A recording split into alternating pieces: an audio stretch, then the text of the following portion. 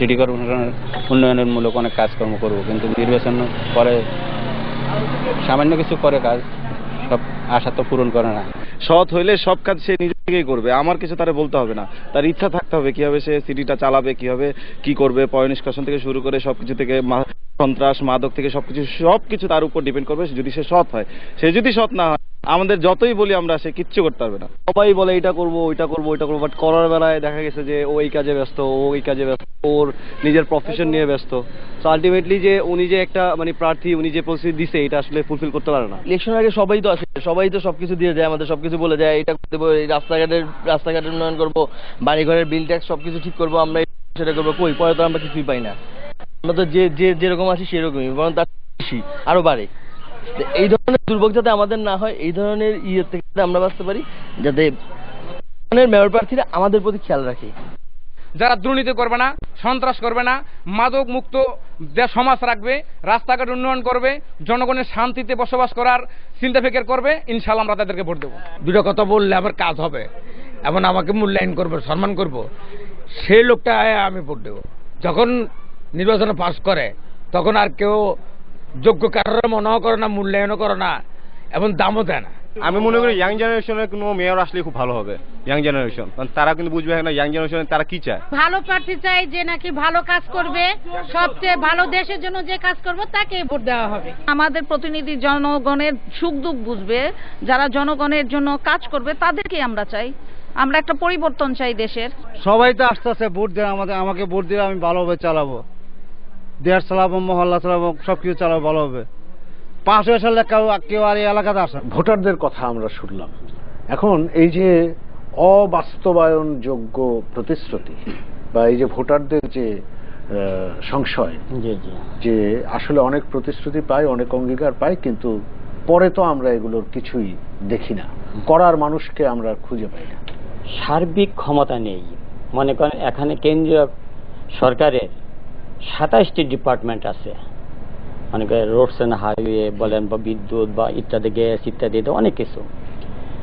এখানে প্রতিশ্রুতি দেওয়া যদি বলা হয় যে মহানগরকে আমি দুর্নীতি মুক্ত করব, সেটা পারবে না। যেটা পারবে এই মহানগরের যে কর্পোরেশনের আন্ডারে যে সকল কাজ আছে সেটাকে দুর্নীতি মুক্ত করতে পারবে, কারণ এখানে বিভিন্ন এজেন্সি কাজ করতেছে।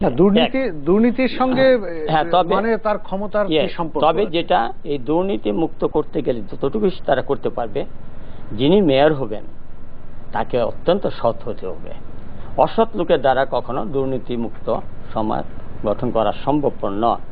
আর এখানে ঢাকা মহানগরী যে সমস্যাটা দেখা দিয়েছে, যানজটের সমস্যা, গত আমরা 5-7 বছর যাবৎ বা 10 বছর যাবৎ লক্ষ্য করছি। এই যান সমস্যা, এটাকে দূর না করলে একটি সুন্দর নগরী কখনো হবে না।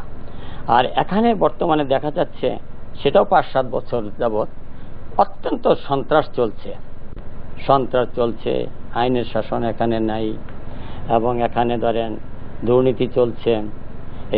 এই সমস্ত কাজগুলি একজন যদি বলে যে আমি এই সবগুলি, একজন মেয়র যদি বলে নির্বাচিত যে সবগুলো আমি সমাধান, তবে তিনি তার যে ক্যাপাসিটি অনুযায়ী সেটা সে অনেকটা উন্নত করতে পারবে, এত বড় সন্ধান। আর ওই যে যিনি আমাদের দর্শক, একজন পাবলিক যে ভোটার যে বললেন যে ওনাদেরকে তো আর ভোটের পরে পাওয়া যায় না, আসলে ভোটের পরে তাদের তো পাওয়ার কথাও না। তারা কাজ নিয়ে ব্যস্ত থাকবে, তারা জনগণের সেবা করবে, এবং সেবার মাধ্যমে আপনাদের সঙ্গে কিছু পরিচয় হবে, তাতে কোনো সন্দেহ নেই। এখন ইলেকশন আসছে, প্রতিটা ভোটার অত্যন্ত মূল্যবান, সেই হিসাবে হয়তো দাঁড়িয়ে দাঁড়িয়ে তারা যাচ্ছে, জনসভা করছে, ইত্যাদি ইত্যাদি।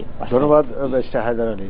শহীদুল ইসলাম, আসলে ঢাকা সিটি কর্পোরেশন বা যে কোনো সিটি কর্পোরেশন বর্তমানে যে মেয়র নির্বাচিত হয়, যে ক্ষমতায় যায়, তার কাজ হলো সে হচ্ছে ব্যক্তিগতভাবে একজন প্রধান বার্গেনিং এজেন্ট। নগরের উন্নয়নের জন্য সেন্ট্রাল গভর্নমেন্ট দেশে অনুমোদন করায় নিয়ে আসে বাজেট। তো সেইটা আপনারা খোলাখুলিভাবে ভোটারদেরকে বলেন যে আমরা আসলে সিবিএ এজেন্ট হিসাবে নির্বাচিত হতে চাই না, এটা আইনের দ্বারা, এটা স্বীকৃত আইন দ্বারা।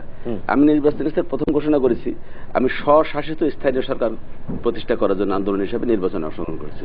সেলফ লোকাল গভর্নমেন্ট, এই গভর্নমেন্টই সবকিছু নিয়ন্ত্রণ করবে, সমস্ত অধিদপ্তর, সমস্ত মন্ত্রণালয়ের কর্মকাণ্ড এই সিটি কর্পোরেশনের মেয়র পরিচালনা করবে, সেই আইন আমি চাই। আদারওয়াইজ এই আইনে বা 2009 আইনে যে মেয়র নির্বাচিত হবে সে হবে ক্লাস 1 বার্গেনিং এজেন্ট। দেন মিলন ভাই খেয়াল করেন, আপনি ঢাকা সিটিতে যখন মেয়র হয়ে ঢুকলেন, ঢোকার পরে আপনি যখন বাজেট অনুমোদন করাইতে গেলেন, সেখানে আপনাকে ব্যয় করতে হবে, টাকাটা কে দেবে? কোনো কন্ট্রাক্টর দেবে। তখন কন্ট্রাক্টর আপনি জিম্মি হয়ে যাবেন, কাজটা তাকে দিতে হবে। সেখানে 40% দুর্নীতি হয়ে যাচ্ছে। যদি আইনটা মেয়রের হাতে থাকতো সমস্ত ক্ষমতা, তার বাজেট সে বিনিয়োগ করবে, সে আয় করবে, সেলফ লোকাল গভর্নমেন্ট, তাহলে কিন্তু চুরিটা দুর্নীতিটা বন্ধ করা যায় এবং সমস্ত কর্মকাণ্ড 40% চুরিটা এটাও কিন্তু বন্ধ হয়ে যায়। ধন্যবাদ শহীদুল ইসলাম। আমরা আরেকজন বিশ্লেষক সাংবাদিকের কথা শুনব এই মেয়র প্রার্থীদের ইশতেহার প্রতিশ্রুতি সম্পর্কে। আমরা কিন্তু কেউ আমার দিকে তাকিয়ে একটা আশার আলো দেখালে আমি কিন্তু এই ধরনের মেয়র, হেভিওয়েট মেয়রদের কথাটাকে অলমোস্ট 100% বিশ্বাস করে নিই যে ওনারা জেনে শুনেই বলছেন। তো ওনাদের যে জিনিসটা বলা উচিত ছিল, আমি বারবার বা প্রতিটি ক্ষেত্রে আমি বলছি যে এই ক্ষমতা আমাকে দেওয়া আছে, এই ক্ষমতাগুলির আমি 100% প্রয়োগ করে প্রমাণ করব যে আমি একজন উপযুক্ত ক্যান্ডিডেট।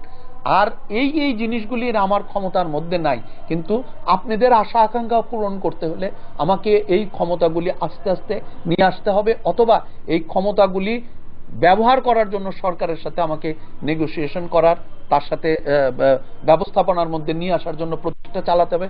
সেখানে আপনাদের সর্বাত্মক সহযোগিতা লাগবে। একটা বিষয় এখানে ইশতেহারে আমরা যেটা লক্ষ্য করেছি যে প্রত্যেক প্রার্থী নগরের উন্নয়ন সম্পর্কে কথা বলেছেন, নাগরিকদের প্রত্যাশার সঙ্গে যেগুলি সঙ্গতিপূর্ণ। এবং আরেকটি খুব গুরুত্বপূর্ণ বিষয় এবার নির্বাচনের ইশতেহারে এসছে, সেটা হচ্ছে যে সিটি গভর্নমেন্টের কথাটি প্রায় সবাই বলেছেন। এর কারণটা যেটা বুঝতে পারি আমি, সেটা হচ্ছে যে তারা উপলব্ধি করছেন এবং যারা ইশতেহার প্রণয়ন করেছেন, তৈরি করেছেন, তারা এটা উপলব্ধি করছেন যে প্রতিশ্রুতি যাই দেওয়া হোক না কেন, যদি সিটি কর্পোরেশনের প্রয়োজনীয় ক্ষমতা না থাকে তাহলে সিটি কর্পোরেশন কোনো কার্যকর ভূমিকা পালন করতে পারবে না নগরীর উন্নয়নের ব্যাপারে। 3-4টি ক্ষেত্রে হয়তো তারা ময়লা পরিষ্কার করতে পারবেন, তারা হয়তো হোল্ডিং ট্যাক্সটা আদায় করতে পারবেন, এইসব বিষয়। এর বাইরে আসলে খুব বেশি ক্ষমতা দেয় না। ধন্যবাদ। আমরা শুনছিলাম তার বিশ্লেষণ, কিন্তু আমাদের সময় কিন্তু একেবারেই শেষ পর্যায়ে, কিন্তু আলোচনাটা আমরা একটু গুটিয়ে আনতে চাই। এখন বলছিলাম যে এখানে 20 জন মেয়র প্রার্থী আছেন। জনাব মিলন, আপনি কাকে প্রতিদ্বন্দ্বী মনে করছেন? আমি সবাইকেই প্রতিদ্বন্দ্বী মনে করি। সবচাইতে বড় কথা হচ্ছে আমি জনগণের যে প্রশ্ন সেটার সাথে একমত। তার কারণ যখনই যে যাকে ক্ষমতায় বসানো হয়, ক্ষমতায় বসানোর আগে ভোট যখন চায় তখন সবাই কিন্তু ধারে ধারে যায়, কিন্তু নির্বাচিত হবার পর কেউ কিন্তু আর জনগণের কাছে যায় না। আপনার ক্ষেত্রে কি হবে? উনি তো বলছেন যে দাঁড়ে দাঁড়ে যাওয়ার প্রয়োজন নাই। না, আমি মনে করি যাওয়ার প্রয়োজন আছে এবং যাওয়া সম্ভব। অতীতে আমি অনেক মেয়রকে দেখেছি যারা নাকি নির্বাচিত হওয়ার পর কিছুদিন গিয়েছে, কিন্তু পরে আর কন্টিনিউ এটা করেনি। এটা আমার অভিজ্ঞতা আছে, আমি দেখেছি। তো আমার যেটা বিশ্বাস সেটা হচ্ছে, যদি এক দর্শক বলেছে সৎ যদি মেয়র হয়, জনগণ যদি তাদের সিদ্ধান্ত কোনো সৎ লোকের পক্ষে দিতে পারে, আর সৎ লোক যদি মেয়র হয়, তাহলে সে জনতার মেয়র হবে, সে জনগণের সমস্যা নিয়ে চিন্তা করবে, সে যেভাবে হোক তার চেষ্টার কোনো কমতি থাকবে না। জনগণ দেখবে সার্বক্ষণিক যে ওই মেয়র তাদের জন্য কাজ করতেছে, এটা দৃশ্যমান হবে। ধন্যবাদ মিলন। বজলুর রশিদ ফিরোজ, আমরা বলছিলাম যে এখানে যারা প্রতিদ্বন্দ্বিতা করছেন সেখানে একজন সাবেক মেয়রও আছেন, যিনি বিএনপি সমর্থিত প্রার্থী মির্জা আব্বাস, অনির্বাচিত, এবং আরেকজন আছেন সাবেক মেয়রের পুত্র। তারা দুই বড় দলের সমর্থনে তারা প্রার্থী হয়েছেন এবং অন্য প্রার্থীরাও আছেন। সেই প্রতিদ্বন্দ্বিতায় আপনিও একজন প্রার্থী, কিভাবে লড়বেন? এখন ধরুন, আমরা তো জনগণের যে মতামত, সেই মতামতের প্রতি আস্থাশীল। জনমত যেই পরিমাণে সংগঠিত হবে, আমাদের যে বক্তব্য, আমাদের যে অঙ্গীকার, আমাদের যে আন্দোলন সংগ্রাম, আমাদের যে প্রতিশ্রুতি, এই প্রতিশ্রুতির প্রতি জনমত যেভাবে সংগঠিত হবে, সচেতন হবে, সেই মাত্রায় ভোটের ফলাফল এখানে আসবে। নির্বাচনটাকে আমরা একটা আন্দোলনের অংশ হিসেবে দেখি, কারণ জনগণের যে সমস্যা, নাগরিকদের যে সমস্যা, জলাবদ্ধতা, যানজট, মশামাছি, বস্তি, হকার, রিক্সা চালক এবং নগরবাসীর অন্যান্য যে সমস্যা, সেই সমস্যা নিয়ে আমরা আন্দোলন সংগ্রাম করি। সেই আন্দোলন সংগ্রামের অংশ হিসেবে নির্বাচনকে আমরা বিবেচনা করি। শহীদুল ইসলাম, আসলে আমরাও সেটা মনে করি। আমরা যারা জনগণের সংগঠন আন্দোলন করি, রাজনীতি করি, সংগঠন করি, আমাদের রাজনৈতিক কর্মসূচিগুলো নির্বাচনের মাধ্যমে আমরা জনগণের কাছে উপস্থাপন করি। হাজারো সমস্যার মধ্যে কিভাবে নগরকে সুন্দর করে আমরা সাজাতে পারি সেই কর্মসূচি আমরা নিয়ে আসি। এখন জনগণ সচেতন হলে অবশ্যই আমরা সেই ভোট পাবো এবং আমরা নির্বাচিত হব। যতদিন সচেতন হবে ততদিন আমরা আন্দোলন সংগ্রাম হিসেবে নির্বাচনে অংশগ্রহণ করব। ধন্যবাদ শহীদুল ইসলাম। ব্যারিস্টার হায়দার আলী, আপনার কাছে শেষ কথা। বিএনপি তো সিটি নির্বাচনে অংশ নিচ্ছে এবং একটু আগে আপনাকে বলছিলাম যে যা কিছুই ঘটুক, প্রচার প্রচারণা চলছে, যা কিছুই ঘটুক বিএনপি শেষ পর্যন্ত নির্বাচনে থাকবে। তো বিএনপির এই নতুন বোধোদয়কেও কিন্তু ভোটাররা, মানুষের মধ্যে, নাগরিক সমাজের মধ্যে আলোচনা আছে যে বিএনপির অংশগ্রহণের ফলেই এবার অংশগ্রহণমূলক একটি সিটি কর্পোরেশন নির্বাচন হচ্ছে। আপনারা কতটুকু আশাবাদী? জি, ধন্যবাদ আপনাকে। আমাদের যে প্রার্থী এখানে মির্জা আব্বাস, তিনি পূর্বে মেয়র ছিলেন। বর্তমানে যে সবুজ ঢাকা যেটা দেখছি আমরা, বা আজকে নবপ্রজন্ম দেখছে, এই সবুজ ঢাকা মানে উনি হলেন এর মানে প্রবক্তা, অথবা তার সময় এই গাছগুলো লাগানো হয়েছে এবং সেগুলো আজকে বড় হয়ে গেছে। তিনি অত্যন্ত সাকসেসফুল মেয়র ছিলেন তখন, অনির্বাচিত। বর্তমানে হ্যাঁ, যে বর্তমানে ধরেন বাংলাদেশের দুইটি বৃহৎ পার্টি তারা ডাইরেক্টলি ইনডাইরেক্টলি তাদের ক্যান্ডিডেট দিয়েছে। এবং এখানে ধরেন মির্জা আব্বাস, যেহেতু তার দল বর্তমানে অত্যন্ত মানে অনেকটা আমি বলবো যেটা সর্ববৃহৎ দল, এবং তারই এখানে পাশ করার, জয়যুক্ত হওয়ার সম্ভাবনা রয়ে গেছে সবচেয়ে বেশি। যদি অন্য কোনো মানে জোর জবরদস্তি করে সিল মেরে ভোট না নেওয়া হয়, তাহলে অবশ্যই মির্জা আব্বাস পাশ করে আসবে, তাতে কোনো সন্দেহ নাই। হ্যাঁ, আপনি কথা ঠিকই বলেছেন যে বিএনপি ক্যান্ডিডেট দেওয়ার পর 20 জন প্রার্থী হয়ে গেছে, স্বাভাবিক কথা, কারণ সকলে স্বস্তি পেয়েছে যে আওয়ামী লীগকে ক্যান্ডিডেট দিচ্ছে, বিএনপি দিচ্ছে, অতএব একটা গণতান্ত্রিক একটা পরিবেশ সৃষ্টি হবে। অথবা একজন নিরপেক্ষ, সে যদি মনে করে যে আমি খুব পপুলার, সেও তার আশা থাকতে পারে যে আমি পাশ করব। সুতরাং এই ক্যান্ডিডেট যত অধিক, এটা প্রমাণ করে যে না, তারা সকলেই অত্যন্ত মানে আশাবাদী এবং তারা তাদের অত্যন্ত সুন্দর মন নিয়ে তারা প্রতিযোগিতা করছে।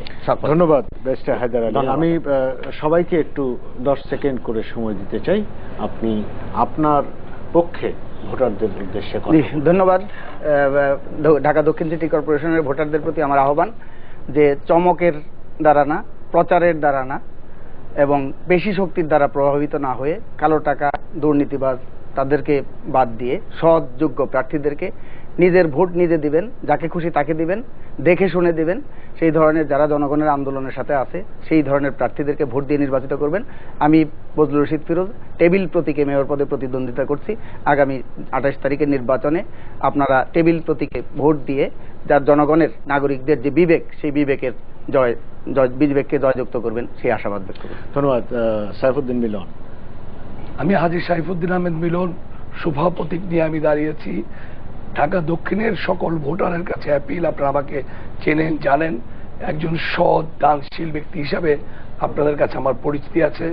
আমি বিশ্বাস করি কোনো দলের মোহে আবদ্ধ না হয়ে বিবেককে জাগ্রত করে এবার আপনারা ভোট কেন্দ্রে যাবেন। সৎ, যোগ্য এবং আপনার অন্তরের অন্তঃস্থল থেকে যে সৎ ব্যক্তির পক্ষে আপনার বিবেক জাগ্রত হয়, সেই প্রার্থীর পক্ষে আপনি ভোট দেবেন। আমার বিশ্বাস দক্ষিণের মানুষের বিবেক এবং সৎ মানুষের পক্ষে জাগ্রত হবে, ভালো মানুষের বিজয় হবে। আসসালামু আলাইকুম। ধন্যবাদ। জনাব শহীদুল ইসলাম। আমি মোহাম্মদ শহীদুল ইসলাম, বাসমার্কায় নির্বাচন করছি। আমি সমস্ত ভোটারের কাছে আবেদন রাখব, 1969 সাল থেকে রাজনীতিতে অংশগ্রহণ করেছি, 71-এর মুক্তিযুদ্ধে অংশগ্রহণ করেছি। গত 45 বছর সক্রিয় রাজনীতিতে আমি জড়িত আছি।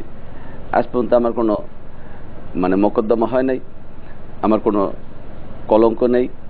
আমি একটা নিষ্কণ্টক লোক। যদি ভালো মনে করেন আমাকে একটা ভোট দিবেন। আসসালামু আলাইকুম। ধন্যবাদ শহীদুল ইসলাম। মির্জা আব্বাসের পক্ষে ব্যারিস্টার হায়দার। ধন্যবাদ। মির্জা আব্বাস সাবেক সাকসেসফুল মেয়র এবং তিনি পুরা মন্ত্রী ছিলেন। তিনি একজন পরীক্ষিত ব্যক্তিত্ব এবং বর্তমানে বাংলাদেশে যে গত 5-7 বছর যাবৎ যে গণতন্ত্র উদ্ধারের জন্য আন্দোলন চলছে তার তিনি অন্যতম একজন পুরোধা এবং আমার দৃঢ় বিশ্বাস ঢাকা মহানগরের জনসাধারণ ভোটারগণ তাকে ভোট দিয়ে জয়যুক্ত করবেন এবং তিনি এই মহানগরের জনগণের সেবা করতে সমর্থ হইবেন। ধন্যবাদ ব্যারিস্টার হায়দার আলী, ধন্যবাদ সাইফুদ্দিন মিলন, ধন্যবাদ বজলুর রশিদ ফিরোজ, ধন্যবাদ মোহাম্মদ শহীদুল ইসলাম। প্রিয় দর্শক, আমরা শেষ করছি ঢাকা দক্ষিণ সিটি কর্পোরেশনের নির্বাচনে মেয়র প্রার্থীদের নিয়ে আজকের ভোট সংলাপ। আমাদের সঙ্গে যে মেয়র প্রার্থীরা আছেন তারা তাদের কথা বলেছেন, তাদের প্রতিশ্রুতির কথা বলেছেন, তারা কি করবেন বলেছেন, কি অঙ্গীকার তাদের রয়েছে সেটা বলেছেন। আপনারা তাদের এই অঙ্গীকার, প্রতিশ্রুতি এবং কমিটমেন্টের প্রতি যদি আপনারা সন্তুষ্ট হন অবশ্যই তাদের সাফল্যমণ্ডিত করবেন। সবাই ভালো থাকুন, নিরাপদ থাকুন, সুস্থ থাকুন।